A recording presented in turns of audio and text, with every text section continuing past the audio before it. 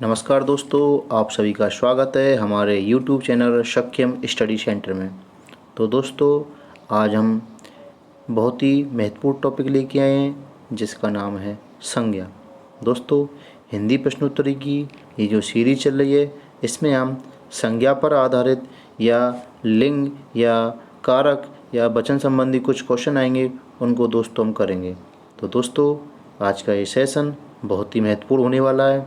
तो दोस्तों, इसको पूरा देखिएगा और जो प्रश्न आपके लिए इम्पोर्टेंट बने जाएँ दोस्तों, उस पर दोस्तों थोड़ा सा ध्यान देना। तो चलिए दोस्तों, आज का स्टार्ट करते हैं। आज का पहला क्वेश्चन, शब्द प्रकार के आधार पर मनुष्यता शब्दों का कौन सा भेद है। देखिए दोस्तों, जब हम बात करते हैं भेद की, पहले संज्ञा की भेद की बात करते हैं। तो दोस्तों, यदि हम संज्ञा के भेद की बात करते हैं तो बेसिकली 3 भेद होते हैं। सबसे पहला होता है व्यक्तिवाचक संज्ञा, फिर होता है आपका जातिवाचक संज्ञा, फिर होता है आपका भाववाचक संज्ञा। तो दोस्तों, ये आपके 3 ही संज्ञा बनती हैं। लेकिन कहीं दोस्तों भाववाचक संज्ञा को 2 भाग में बांटा जाता है। एक होता है समूहवाचक, एक होता है द्रव्यवाचक। और कहीं दोस्तों संज्ञा के 5 रूप बताए जाते हैं। तो दोस्तों, आपको कन्फ्यूज नहीं होना है। संज्ञा के बेसिकली संज्ञा के 3 भेद होते हैं, व्यक्तिवाचक, जातिवाचक, भाववाचक। और भाववाचक के 2 ही रूप होते हैं, समूहवाचक और द्रव्यवाचक। तो दोस्तों, अब देखते हैं इस मनुष्यता शब्द में कौन सी संज्ञा है। दोस्तों, जैसे मैंने कहा मनुष्यता, मित्रता, खटास, मिठास, कुछ ऐसे शब्द होते हैं जिनका भाव से देखा जाता है, भाव प्रकट किया जाता है। जैसे मैंने कहा मनुष्यता, मैंने कहा उस आदमी के अंदर या उस महिला के अंदर बिल्कुल मनुष्यता नहीं है या वो बिल्कुल मनुष्यता के लायक नहीं है। तो दोस्तों, ऐसे शब्द जो फील किए जाते हों, वहाँ पे हमारी भाववाचक संज्ञा बनती है। तो दोस्तों, एक राइट आंसर कौन सा होगा? भाववाचक संज्ञा, option number D. Next question number 2, तन शब्द का लिंग निर्धारित कीजिए। दोस्तों, जब तन शब्द की बात करते हैं तो तन मेरा कैसा है? पुल्लिंग शब्द है। कैसा है? पुल्लिंग। दोस्तों, थोड़ा सा पुल्लिंग स्त्रीलिंग के बीच में आएंगे प्रश्न, तो थोड़ा कीजिएगा। लेकिन इसका एक नया सेशन सेपरेट आएगा, लिंग संबंधित, कारक संबंधित और वचन संबंधित। नेक्स्ट क्वेश्चन नंबर 3, से अलगाव किस विभक्ति का बोधक चिन्ह है? दोस्तों, विभक्ति चिन्ह या परसर्ग चिन्ह, इसको परसर्ग भी बोलते हैं और विभक्ति भी बोलते हैं। तो आपको कन्फ्यूजन नहीं होना है। इसमें कहा है कि अलगाव का भाव आ रहा है, तो आपने पढ़ा होगा कर्ता ने कर्म को करण से, संप्रदान के लिए, अपादान से। जब अपादान की बात आती है और से आता है तो उसमें अलगाव का भाव आता है। तो इसका राइट आंसर कौन सा हो जाएगा? अपादान से अलग का भाव। और दोस्तों, कर्ता ने कर्म को करण से, संप्रदान के लिए, अपादान से, संबंध का की गिरे, अधिकरण में पर ऊपर, संबोधन हे राम हरे। तो दोस्तों, अधिकरण की बात ही मैं ऊपर आता है, संप्रदान के लिए आता है, कर्म के लिए को आता है। नेक्स्ट, इसका राइट आंसर दोस्तों क्या जाएगा? Option number C. Question number 4, दिए गए विकल्पों में वह शब्द चुनिए जिसका प्रयोग सदा एक वचन में होता है। दोस्तों, कुछ शब्द ऐसे होते हैं जिनका प्रयोग हमेशा बहुवचन में होता है। जैसे मैंने कहा आंसू, मैंने कहा प्राण, मैंने कहा कक्षा, मैंने कहा गुरु, मैंने कहा माता। यानी कुछ ऐसे शब्द जो हमेशा कैसे होते हैं? बहुवचन के लिए प्रयुक्त होते हैं। सम्मान वाले जो शब्द होते हैं दोस्तों, वो हमेशा कैसे होते हैं? बहुवचन में होते हैं। अब दोस्तों, इसमें जो एक वचन है वो कौन सा है? प्रत्येक है। प्रत्येक मतलब हर एक। जब हर एक की बात आती है तो वो अलग अलग हो गया, और जब अलग अलग होता है तो वहाँ पे हमेशा कैसा होता है? एक वचन होता है। नेक्स्ट क्वेश्चन नंबर 5, वाक्यों का वर्गीकरण कितने आधारों पर किया जाता है? 3, option number A, B, option number 4, C 2, D 8। दोस्तों, जब वाक्यों का वर्गीकरण करते हैं तो वाक्यों का वर्गीकरण 2 आधारों पे किया जाता है। यानी कि एक अर्थ के आधार पे, यानी पहला ऑप्शन क्या है? पहला ऑप्शन इसमें क्या आएगा? अर्थ के आधार पे। दूसरा रचना के आधार पे। दोस्तों, जब अर्थ के आधार पे किया था, आपने पढ़ा होगा सरल वाक्य, मिश्रित वाक्य, संयुक्त वाक्य। ये आपने दोस्तों पढ़े होंगे। नहीं पढ़े तो दोस्तों हम इसका सेशन अलग से सेपरेट लेके आएंगे वाक्य रचना में। और जब बात करते हैं रचना के आधार पे दोस्तों, इसके 8 होते हैं। जैसे आपने पढ़ा होगा विधिवाचक, निषेधात्मक,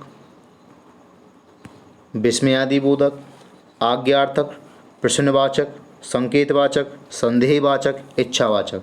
तो दोस्तों, ये थोड़ा सा आगे का टॉपिक है। लेकिन थोड़ा सा ध्यान रखना, वाक्य के कितने वर्गीकरण होते हैं आधार पे? 2। पहला अर्थ के आधार पे 3 होते हैं, रचना के आधार पर 8 होते हैं। नेक्स्ट क्वेश्चन नंबर 6, इनमें से कौन सा शब्द भाववाचक संज्ञा नहीं है? देखिए दोस्तों, आप स्वतः ही थोड़ा सा अपना कॉमन सेंस लगाएं। देखिए सोना कहा मैंने, सोना द्रव के अंतर्गत नाप तोल वाली चीज़ आती है सोना। मनाही, खुशी, विद्युता, इसमें पूछा है दोस्तों भाववाचक संज्ञा का शब्द नहीं है। तो देखिए दोस्तों, सोना किसके अंतर्गत आता है? मटेरियल नाउन, एक तरीके से हिंदी में इंग्लिश में क्या बोलते हैं? मटेरियल, यानी कि द्रव्यवाचक संज्ञा। खुशी इजहार होती है, फीलिंग से समझी जाती है। मनाही, किसी से मना करना, एक तरह से विद्वता, यानी कि वो विद्वान है उसकी देखी जाती है, फील की जाती है कि वो विद्वान है या विद्वता है या समझदार या मूर्ख है, हम फील ही तो करते हैं दोस्तों। जब हम किसी को फील करते हैं तो वहाँ पे ऑलवेज यानी कि हमेशा भाववाचक संज्ञा होती है। तो 6 का ऑप्शन नंबर ए हो जाएगा। नेक्स्ट क्वेश्चन नंबर 7, निम्नलिखित में से कौन सा शब्द संज्ञा है? देखिए दोस्तों, जब बात करते हैं संज्ञा की तो देखिए क्रोध, क्रोधित, क्रोधी और क्रुद्ध। क्रोधी किसी को संबोध किया जाता है, क्रोधित स्वयं होता है इंसान। उसने कहा क्रोध, जिसमें मैंने कहा उसे क्रोध आया, तो हमने उसके कुछ भावों को देखा होगा, उसका चेहरा देखा होगा, कुछ उसकी आंखें देखी होंगी, उससे हमने फील किया इसको क्या आ रहा है? क्रोध आ रहा है। तो क्रोध मेरा कैसा शब्द है दोस्तों? संज्ञा का है। संज्ञा में कौन सा है? भाववाचक है दोस्तों। कौन सा है? भाववाचक संज्ञा है। तो दोस्तों ध्यान रखना, क्रोध कैसा शब्द है? भाववाचक संज्ञा है। तो ऑप्शन नंबर इसका ए राइट आंसर होगा। नेक्स्ट क्वेश्चन नंबर 8, दूध शब्द रिक्त स्थान संज्ञा का उदाहरण है। दोस्तों दूध, पानी, सोना, चांदी, ये सारे के सारे शब्द आपके द्रव्यवाचक संज्ञा के अंतर्गत आते हैं। तो इसका ऑप्शन ए हो जाएगा राइट। समूहवाचक में हमने देखा होगा, देखो सेना हुआ, किसी का कोई, जैसे मैंने कहा संसद हुआ दोस्तों, जो किसी ग्रुप को दर्शाते हो, किसी समूह को दर्शाते हैं, वो समूहवाचक संज्ञा होता है। भाववाचक मैं आपको बता चुका हूँ। जातिवाचक संज्ञा वह संज्ञा होती है जो किसी विशेष जाति का बोध कराती है। जैसे मैंने कहा गाय, और दोस्तों गाय के अंदर कामधेनु भी गाय होती है, सुरभि भी गाय होती है। गाय के अलग अलग रूप हो गए। मैंने कहा लड़का, लड़का दोस्तों काला भी होता है, गोरा भी होता है, अलग अलग उसके रूप होते हैं। यानी कि वे सब जिनको आगे और डिवाइड किया जा सकता है वो मेरे जातिवाचक संज्ञा कहलाते हैं। तो 8 का ऑप्शन नंबर क्या हो जाएगा? A is right answer. Next question number 9, निम्नलिखित में भाववाचक संज्ञाएँ कौन सी हैं? तो देखिए, तो इसमें सारे के सारे वो ऑप्शन चूज करने हमको जिन्हें हमारा क्या रहता है? भाववाचक संज्ञा। जैसे दोस्तों मैंने कहा सेना भाववाचक संज्ञा नहीं है, जातिवाचक संज्ञा है। कुंज जातिवाचक संज्ञा है। परिवार जातिवाचक संज्ञा है, तो ये ऑप्शन गलत हो गया। लड़का, मित्र, पंडित, ये सारे के सारे दोस्तों तो जातिवाचक को दर्शा रहे हैं। हिमालय, होली, नर्मदा, होली क्या है? किसी का त्यौहार है, जातिवाचक है। नर्मदा नदी का रूप है, जातिवाचक। हिमालय पर्वत का रूप है, जातिवाचक। यौवन, किसी का यौवन दोस्तों उसकी शरीर को देख के देखा जाता है कि वो यौवन है या बुढ़ापे में है या जवानी में है। लोभ, लोभ भी दोस्तों किसी के भाव को देख के देखा जाता है कि वह लोभी है या लोभ आ रहा है। मोह, यानी किसी के प्रति हम अपना मोह दिखाते हैं। तो सारे के सारे ये तीनों शब्द कैसे हैं? भाववाचक हैं, भाव का अर्थ आ रहा है इनमें। तो 9 का ऑप्शन नंबर क्या जाएगा दोस्तों? Option number B. Next question number 10, लड़का किस प्रकार की संज्ञा है? दोस्तों अभी क्वेश्चन नंबर 7 मैंने आपको डिस्कस किया था। लड़का किस प्रकार की संज्ञा है? जातिवाचक। लड़का किसी जाति को दिखा रहा है। किसको दिखा रहा है? जाति। लड़का में उस लड़के का नाम हो सकता है, उसका व्यक्तिवाचक बन जाएगा। ठीक है दोस्तों। क्वेश्चन नंबर 11, बुढ़ापा शब्द किस प्रकार की संज्ञा है? देखिए दोस्तों सेम शब्द है बुढ़ापा। किसी आदमी की अवस्था को देख के हम भाव आता है हमारे अंदर कि इसके अंदर क्या है? बुढ़ापा है या जवानी है या बचपना है। तो दोस्तों जो किसी की भाव को देख के प्रकट किया जाता है वो मेरी क्या कहलाती है? भाववाचक संज्ञा। तो 11 का ऑप्शन नंबर क्या आ जाएगा? Option number B. Next question number 12, निम्न में जातिवाचक संज्ञा कौन सी है? देखिए दोस्तों जब मैं बात करता हूँ जातिवाचक की, यानी जातिवाचक संज्ञा वह संज्ञा होती है किसी जाति को दिखाती हो। देखिए दोस्तों ऑप्शन नंबर बी देखते हैं, मिठास, किसी चीज़ को देख के हमारे अंदर क्या भाव आया कि मीठी है, तो भाववाचक संज्ञा। सुंदरता, किसी के रूप को देख के हमको लगा ये सुंदर या कुरूप है, तो ये भी मेरी क्या आ जाएगी? भाववाचक। ये भी भाव, ये भी भाव। चतुराई, क्या चतुराई किसी का नाम होता है? नहीं होता। ये भी किसी की फीलिंग को देख के बताए, उसकी एक्टिविटी को देख के बताए थे उसके अंदर क्या चतुराई है, तो ये भी किसी आ जाएगा, भाव के अंदर आ जाएगा। एक खाली आपको दोस्तों ऑप्शन नंबर ए है जो क्या बता रहा है, जातिवाचक संज्ञा यानी पेड़। आपने देखा पेड़ नीम का भी होता है, पीपल का भी होता है, बरगद का भी होता है। तो पेड़ शब्द हो गया जातिवाचक, लेकिन पेड़ के जो रूप हैं जैसे मैंने कहा नीम, पीपल, बरगद, ये व्यक्तिवाचक में आ जाएंगे दोस्तों। तो दोस्तों इसका थोड़ा सा ध्यान रखना, जो वे शब्द जो थोड़ा आगे डिवाइड हो सकते हैं वो तो सेम शब्द क्या कहलाएंगे, जातिवाचक। जिसमें वो डिवाइड हो रहे हैं, इनका इसमें विभेद हो रहा है, वो मेरे क्या कहलाएंगे, व्यक्तिवाचक संज्ञा। जैसे मैंने कहा पर्वत, पर्वत शब्द खुद क्या हो गया, जातिवाचक। मैंने कहा हिमालय, मैंने कहा मालवा, मैंने कहा आपका अरावली, ये अलग अलग नाम जो हो गए वो क्या हो गए आपके, व्यक्तिवाचक। नेक्स्ट क्वेश्चन नंबर 13, सेना, दल, सभा और कक्षा आदि शब्द कौन सी संज्ञा का बोध कराते हैं? देखिए दोस्तों, जैसे मैंने कहा सेना, सेना किसी एक इंसान से नहीं बनती, अलग अलग सैनिक होते हैं, उनका समूह जब मिलता है वो क्या, सेना कहलाते हैं। दल क्या होता है, अलग अलग इंसान मिलकर जो ग्रुप बनाते हैं वो क्या कहलाता है, दल। सभा क्या होती है, अलग अलग मेंबर, अलग अलग सदस्य जब मिलते हैं अब क्या बनती है, सभा। कक्षा में दोस्तों आपने देखा हो अलग अलग छात्र यानी छात्र छात्राएं मिलकर क्या बनाती हैं, कक्षा बनाती हैं। यानी कि सारे के सारे कहीं ना कहीं किसी समूह का बोध करा रहे हैं, यानी समूह जब मिलता है, जब ये रूप लेते हैं, तो इनका ऑप्शन नंबर क्या आ जाएगा, option number C is right answer, यानी कि समूहवाचक संज्ञा। ठीक है दोस्तों। नेक्स्ट, शिक्षक किस प्रकार की संज्ञा है? देखिए दोस्तों, जब शिक्षक की बात करते हैं तो आपने देखा शिक्षक किसी एक को नहीं बोलते, यानी कि कोई विज्ञान का टीचर है, कोई कला का टीचर है, कोई हिंदी का टीचर है, कोई कंप्यूटर का टीचर है, यानी कि उन सबको हम क्या बोलते हैं, शिक्षक ही बोलते हैं। लेकिन शिक्षक के अलग अलग क्या हैं, कार्य क्षेत्र हैं। जैसे मैंने कहा कंप्यूटर शिक्षक, तो कंप्यूटर शिक्षक क्या बन गया, व्यक्तिवाचक संज्ञा। खाली मैंने शिक्षक शब्द कहा, वो मेरा क्या बन जाएगा, जातिवाचक, यानी शिक्षक को भी आगे डिवाइड कर सकते हैं। नेक्स्ट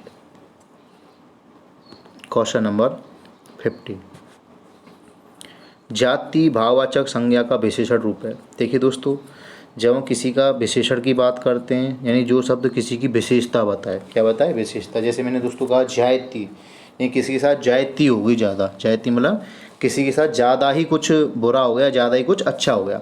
तो जायती में आपका ज़्यादा शब्द है विशेषण, उस विशेष शब्द से क्या बनी है, भाववाचक संज्ञा आपकी जायती। ध्यान रखना, ज़्यादा से भाववाचक संज्ञा बनी है जायती। नेक्स्ट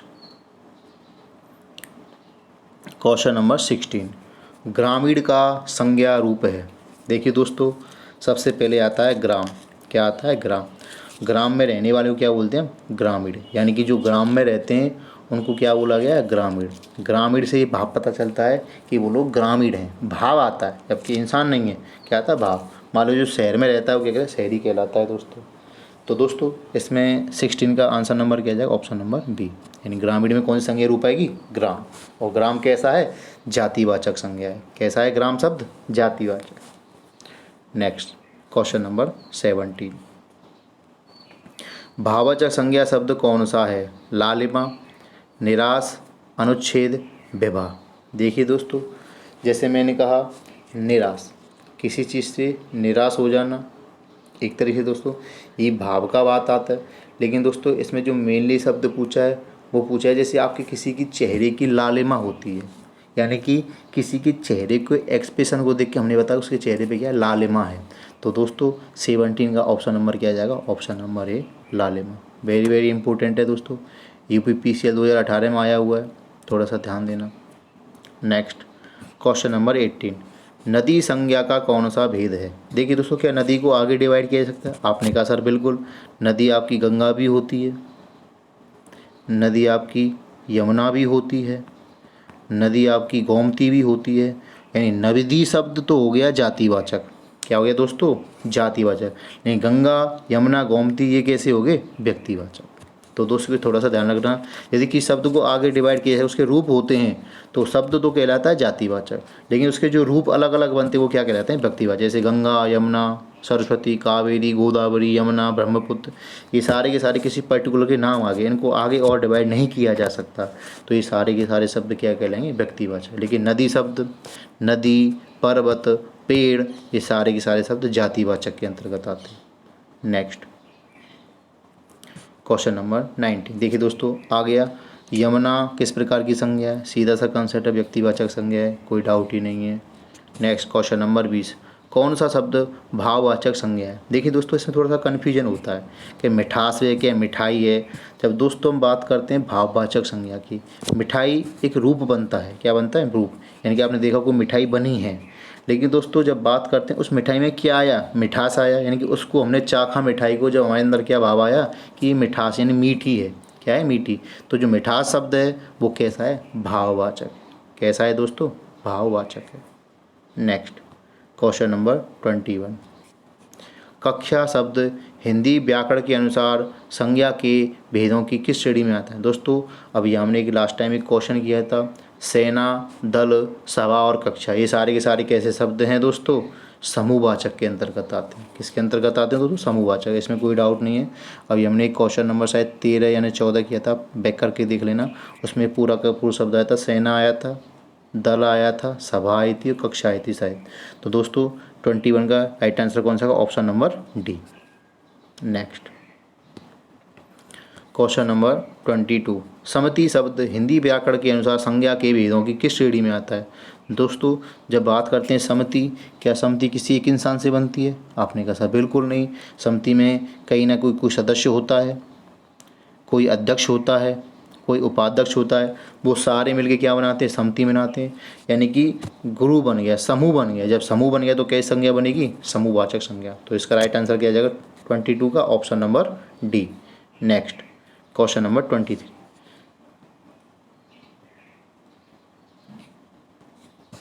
संज्ञा शब्द कावेरी का क्या भेद है? दोस्तों जब बात करते हैं कावेरी, तो कावेरी क्या है दोस्तों? नदी का नाम है। क्या है? नदी का नाम। तो नदी शब्द तो क्या बन गया? जातिवाचक। नहीं, कावेरी शब्द क्या बन गया? व्यक्तिवाचक। तो 23 का राइट आंसर क्या आ जाएगा? Option number B. तो देखिए दोस्तों थोड़ा सा बस अपने माइंड पर कंसंट्रेशन करना है। यदि वर्ड डिवाइड हो जाता है तो वो क्या बन जाता है? शब्द क्या बन जाता है? जातिवाचक। जो जिसमें डिवाइड हो रहा है वो शब्द क्या बन जाता है? वो बन जाता है व्यक्तिवाचक। नेक्स्ट क्वेश्चन नंबर 24 कौन सा शब्द भाववाचक संज्ञा है? पुरुष। दोस्तों पुरुष आपने देखा हो जातिवाचक के रूप में आता है। क्षत्रिय यानी कि आपने देखा होगा धर्म के अनुसार भाग किए गए हैं, क्षत्रिय, ब्राह्मण, वैश्य, शूद्र। तो क्षत्रिय एक तरीके से क्या आ गया दोस्तों? व्यक्तिवाचक में। प्रभु किसी का संबोधन हो रहा है। बंधुत्व यानी बंधुत्व शब्द ऐसा शब्द है जो किसी को दिखा, जैसे आपने कहा ना बंधुत्व की भावना होनी चाहिए। तो बंधुत्व जो शब्द है वो एक तरह से भाव दिया जा रहा है कि हम सब में क्या होना चाहिए? बंधुत्व होना चाहिए। तो इसका राइट आंसर 24 क्या आ जाएगा? Option number D. Very important है, थोड़ा सा ध्यान रखना बंधुत्व शब्द का। क्वेश्चन नंबर 25 निम्नलिखित में से क्या अव्यक्तिवाचक संज्ञा नहीं है? देखिए दोस्तों होली, दीपावली त्योहारों का रूप है, पर्टिकुलर हैं। तो होली शब्द क्या है? व्यक्तिवाचक है। हिमालय पर्वत का रूप है, ये भी क्या है? व्यक्तिवाचक है। तो ये भी नहीं होगा, ये भी नहीं होगा। इसमें पूछा संज्ञा शब्द नहीं है। फिर मैंने कहा पूर्व, आपने कहा दोस्तों एक होती है आपकी दिशा, तो दिशा शब्द तो हो गया जातिवाचक, लेकिन दिशा आपकी 4 होती हैं, पूर्व, पश्चिम, उत्तर, दक्षिण। ये सारे के सारे जो रूप हैं इसके, ये मेरे क्या होते हैं? व्यक्तिवाचक के अंतर्गत आते हैं। किसके अंतर्गत आते हैं? व्यक्तिवाचक। लेकिन जो कौवा शब्द है दोस्तों, ये जो कौवा शब्द है, कौवा के और रूप भी हो सकते हैं। एक होता है जल कौवा, एक होता है काला कौवा। तो दोस्तों कौवा के भी अलग अलग रूप होते हैं, लेकिन कौवा शब्द कैसा हो गया? जातिवाचक हो गया। तो 25 वेरी इंपॉर्टेंट है। इसका ऑप्शन नंबर क्या है? ऑप्शन नंबर सी इसका राइट आंसर है। क्या है इसका राइट आंसर दोस्तों? ऑप्शन नंबर सी, ध्यान रखना। नेक्स्ट क्वेश्चन नंबर 26 सूर की भाववाचक संज्ञा क्या है? दोस्तों सूर, सूर यानी किसी सूर से संबंधित आ रहा है, यानी किसने कोई सौर का कार्य किया हो। तो देखिए दोस्तों देखते हैं इसका ऑप्शन क्या आता है। शौर्यता, शौर्य, सूरपन, सूरवीरता। देखिए सूरवीर, सूरपन तो बिल्कुल ही नहीं होगा, सूरवीरता नहीं आती, बिल्कुल कोई शब्द ही नहीं होता है। अब आते हैं शौर्यता या शौर। दोस्तों जब हम किसी की बात करते हैं कि जब आपने देखा हो कोई आतंकवादी हमला हो जाता है, कोई हमारा जवान सीमा पे उसका डट के सामना करता है, तो वहाँ पे हमेशा कहा जाता है कि उन्होंने उस जवान ने शौर्य का परिचय दिया, ना कि शौर्यता का परिचय दिया। हमेशा क्या बोला जाता है, शौर्य का परिचय दिया। तो शूर का जो भाववाचक संज्ञा बनी क्या बनेगी, शौर्य। और शौर्यता का परिचय फील किया जाता है, भाव के रूप में देखा जाता है। तो दोस्तों यहाँ पे 26 का ऑप्शन नंबर क्या जाएगा, option number B is right answer. Next question number 27, मना की भाववाचक संज्ञा क्या है। देखिए दोस्तों, मना शब्द है, इसका भाववाचक रूप देखना है। तो मन, मानस, मनसा, मनाही। देखिए दोस्तों, मन तो बिल्कुल ही नहीं होगा, भाववाचक पूछा गया है। मानस एक लोकल शब्द है, जो राजस्थान में बोला जाता है। मनसा भी नहीं होगा। तो दोस्तों एक ही आपको ऑप्शन बचता है, मनाही। क्या बचता है, मनाही। तो 27 का मना शब्द की भाववाचक संज्ञा दोस्तों क्या हो जाएगी, मनाही। नेक्स्ट क्वेश्चन नंबर 28, निम्नलिखित वाक्य में संज्ञा के रूप में क्या प्रयोग किया गया है। वह इनमें से एक को जानता है। वह इनमें से एक को जानता है। दोस्तों सीधी सी बात है, जब किसी वाक्य में जिस कर्ता की बात की जाए, यानी वह किसी का नाम लेके बोला जा रहा है वहाँ पे, और वह कोई राम भी हो सकता है, श्याम भी हो सकता है, घनश्याम भी हो सकता है, एनीवन कोई भी हो सकता है। दोस्तों वैसे भी यहाँ पे ये जो है सहायक क्रिया का रूप है। क्या है दोस्तों, सहायक क्रिया का रूप है। वह सर्वनाम का रूप है। ये क्या है दोस्तों, सर्वनाम है। इनमें से, देखिए दोस्तों वह हो गया, बिल्कुल गलत। इनमें से एक, इनमें से एक यानी कोई ग्रुप है, समूह है, उस समूह से किसी एक को जानता है। अब वो जो पर्टिकुलर एक है वो किसी का नाम है। क्या है, किसी का नाम। और वही जो एक है, वही जो एक है वही क्या है, संज्ञा है। दोस्तों बहुत ही इम्पोर्टेंट क्वेश्चन है। 28 का ऑप्शन नंबर इज राइट है। दोस्तों इस पर स्टार लगा लीजिएगा। इसमें वाक्य के रूप में संज्ञा पूछी गई है। ज़्यादातर जो बड़ी परीक्षाएं होती हैं, देखिए यूपीपीसीएल एआरओ में पूछा गया क्वेश्चन है। बड़ी परीक्षा में दोस्तों कभी भी डायरेक्ट संज्ञा का रूप नहीं पूछा जाता है, वाक्य दिया जाएगा, उस वाक्य में से पूछा जाएगा। तो दोस्तों थोड़ा सा ध्यान देने वाली बात है। वह इनमें से एक को जानता है, तो वह वैसे भी अपने आप में क्या है, सर्वनाम है। इनमें भी एक तरीके से सर्वनाम के रूप में ही प्रयोग किया जाता है। और है आपको पता है क्या है, सहायक क्रिया है। जानता क्या है, क्रिया है। तो खाली एक वो पर्टिकुलर आदमी है जिसको वो जानता है। नेक्स्ट क्वेश्चन नंबर 29, निम्नलिखित में ए क्रियार्थक संज्ञा क्या है। मंत्री जी के ठहरने की व्यवस्था कीजिए। देखिए दोस्तों, जब बात करते हैं क्रियार्थक संज्ञा की, तो क्रियार्थक संज्ञा वो संज्ञा होती है जहाँ पे किसी चीज़ को क्रिया के रूप में दिखाया जाता है। जैसे मैंने कहा, मंत्री जी के ठहरने की व्यवस्था कीजिए। व्यवस्था किसकी करनी है, मंत्री जी की। कीजिए क्या हो गया, क्रिया का रूप हो गया। व्यवस्था पूरक का रूप निभा रहा है। तो दोस्तों यहाँ पे एक ही शब्द ऐसा है जो क्रियार्थक संज्ञा का रूप ले रहा है, वो है ठहरना। क्या है दोस्तों, ठहरना। तो 29 का option number D is right answer. Next question number 30, निम्नलिखित वाक्य में रेखांकित शब्द कौन सी संज्ञा को दर्शाता है। इतिहास में कई चंद्रगुप्त मिलते हैं। दोस्तों इससे पहले लगा हुआ है कई चंद्रगुप्त, यानी कि एक चंद्रगुप्त की बात नहीं कर रहा। किसकी बात नहीं कर रहा, एक चंद्रगुप्त की बात नहीं कर रहा। यदि वो एक चंद्रगुप्त की बात करता, यदि वो एक चंद्रगुप्त की बात करता तो क्या बन जाती, व्यक्तिवाचक संज्ञा बन जाती। वो कई चंद्रगुप्तों की बात कर रहा है, यानी कि उस चंद्रगुप्त का नाम कैसा बन गया है, एक जाति का रूप ले लिया उसने। जैसे भारत में अनेकों जयचंद हुए, और अनेकों जयचंद पे क्या लगा दिया, रेखांकित कर दिया। तो वहाँ पे जयचंद जो है पर्टिकुलर किसी का नाम है, लेकिन जाति का रूप ले लिया। इस प्रकार से दोस्तों इस शब्द में भी क्या आ जाएगा, जातिवाचक संज्ञा आ जाएगा। ये 2-3 क्वेश्चन बनते हैं, एक बनता है विभीषण वाला, एक बनता है जयचंद वाला, एक बनता है चंद्रगुप्त वाला। ज़्यादातर यही क्वेश्चन बनते हैं। तो इसका राइट आंसर क्या बन जाएगा, option number D. Next question number 31, जातिवाचक संज्ञा अल्प विराम सर्वनाम अल्प विराम विशेषण अल्प विराम क्रिया अल्प विराम अवयव शब्दों से रिक्त स्थान शब्द बनाए जाते हैं। देखिए दोस्तों, जातिवाचक संज्ञा, सर्वनाम, विशेषण, क्रिया, अवयव, इन शब्दों से हमेशा भाववाचक संज्ञा बनती है। कुछ संज्ञाओं के जो कन्वर्जन है दोस्तों, जब हम टॉपिक वाइज करेंगे सिलेबस, उसमें मैं आपको बताऊंगा सर्वनाम से कैसे भाववाचक संज्ञा बनती है, जातिवाचक संज्ञा से कैसे भाववाचक संज्ञा बनती है। नेक्स्ट क्वेश्चन नंबर 32, व्यक्ति, वस्तु या स्थान के नाम को क्या कहते हैं? देखिए दोस्तों, बताने की आवश्यकता नहीं है, बचपन से पढ़ते हैं। किसी व्यक्ति, वस्तु या स्थान के नाम को हम क्या कहते हैं? संज्ञा।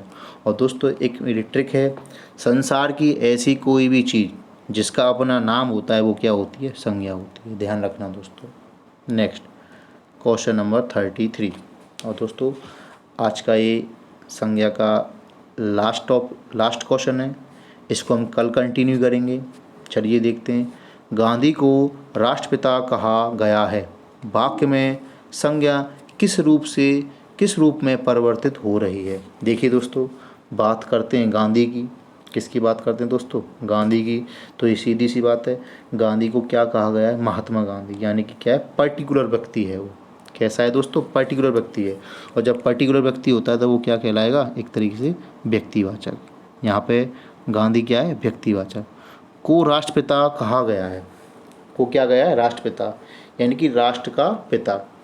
अब राष्ट्रपिता यहाँ का अलग है, किसी दूसरे देश का अलग राष्ट्रपिता है, पाकिस्तान का अलग राष्ट्रपिता। यानी राष्ट्रपिता जो शब्द है, राष्ट्रपिता जो शब्द है एक तरीके से किसको बता रहा है दोस्तों? उसके भाव को बता रहा है, यानी कि संज्ञा दी गई है उसको। क्या दी गई है? संज्ञा। यानी कि हम भाव पैदा कर रहे हैं कि गांधी जी क्या है? राष्ट्रपिता कहा गए। तो दोस्तों कोई नाम तो है नहीं गांधी जी का राष्ट्रपिता, उनको संज्ञा दी गई है, भाव दिया गया है कि उनको राष्ट्रपिता के नाम से जाना जाता है। तो दोस्तों यहाँ पे जो संज्ञा का कन्वर्जन हो रहा है या परिवर्तन हो रहा है वो क्या रहा है? व्यक्तिवाचक से भाववाचक में कन्वर्जन हो रहा है। वेरी इंपॉर्टेंट है, तो थोड़ा सा ध्यान रखना कि गांधी को राष्ट्रपिता कहा गया, यानी गांधी क्या है? व्यक्तिवाचक है। राष्ट्रपिता उसको संज्ञा दी गई, भाव प्रकट किया गया कि गांधी जी हमारे क्या है? राष्ट्रपिता हैं, एक उपरूप है उनका। तो दोस्तों यहाँ पे ऑप्शन नंबर क्या आ जाएगा? 33 का option number B is right answer. तो दोस्तों आज को हमारा सेशन आपको कैसा लगा? संज्ञा पर आधारित कल यहीं से आगे क्वेश्चन कंटिन्यू होंगे। तो दोस्तों आपको किसी भी प्रश्न में कोई भी समस्या हो आप कमेंट बॉक्स में ज़रूर बताना, और चैनल को लाइक, सब्सक्राइब और शेयर करना मत भूलिएगा। तो दोस्तों आज का सेशन आपको कैसा लगा? धन्यवाद। जय हिंद, जय भारत।